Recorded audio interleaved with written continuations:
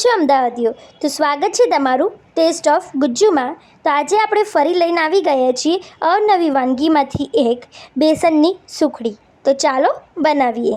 સુખડીને પોચી અને કણીદાર બનાવવા માટે અહીં આપણે 2 વાટકી ચણાનો જાડો લોટ લઈશું। પછી અંદર આપણે નાખીશું 2 ચમચી દૂધ અને 2 ચમચી ઘી નાખીશું।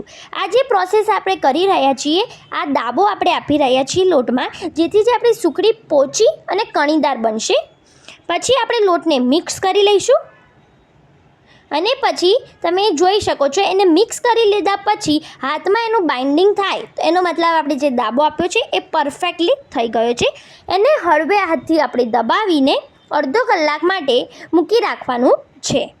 પછી આ મુકાઈ ગયા પછી આપણે એ લોટને ચાળી લેવાનો છે, જેથી અંદર કોઈ ગાંઠા કે લમ્સ ના રહી જાય।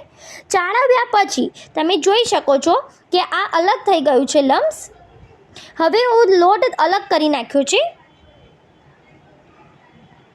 હવે જે વાટકીમાં લોટનું માપ લીધું હતું એ જ પ્રમાણે આપણે ઘી લઈને ઘીને ગરમ કરી લઈશું અને અંદર લોટને નાખીને થોડો હળવો બદામી થાય અને શેકાવાની સુગંધ આવી જાય ત્યાં સુધી હલાવતા રહીશું।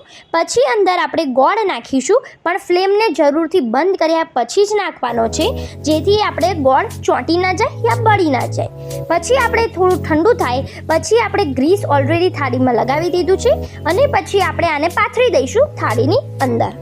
અને પછી થોડું ગરમ હોય એટલે ચોસલા પાડી દેવાના છે અને આપણી સુખડી રેડી છે।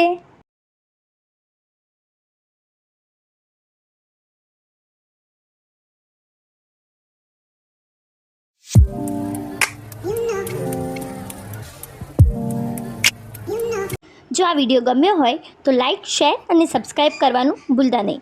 કોને? ટેસ્ટ ઓફ ગુજ્જુને। તો મળીએ બીજી કોઈ નવી રેસીપી સાથે। ત્યાં સુધી થેન્ક યુ સો મચ।